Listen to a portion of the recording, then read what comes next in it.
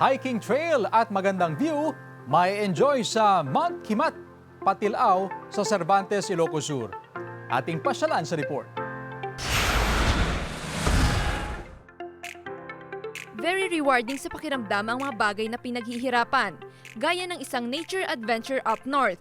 Heto ang mini tour sa ipinagmamalaki ng Cervantes, Ilocos Sur. Welcome to Mount Kimat, Patilao.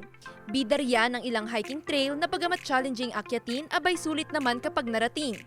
Pagdating kasi sa taas, mabubusog kayo sa ganda ng tanawin ng Cervantes. Hindi lang ang mata dahil perfect din sa pakiramdam. Malamig kasi ang hangin sa tuktok ng bundok na swak ngayong umiinit na ang panahon. Kung beach trip naman ang hanap mo, isama sa inyong bucket list ang Kasapsapan Beach na matatagpuan sa Kasiguran, Aurora. Bukod kasi sa crystal clear na tubig, puti at pino rin ang buhangin ng beach. Pwede rin ito sa mga mahilig mag-surf.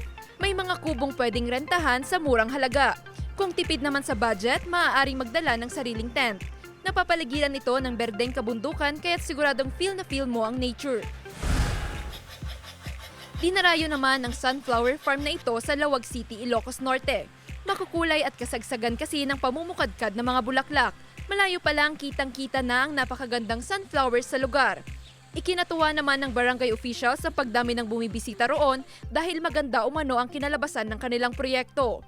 Balak pa raw nilang dagdagan ng fishing, boating at zipline activity ang lugar dahil nasa tabi lang ito ng ilog. Joel Fernandez, One North, Central Luzon.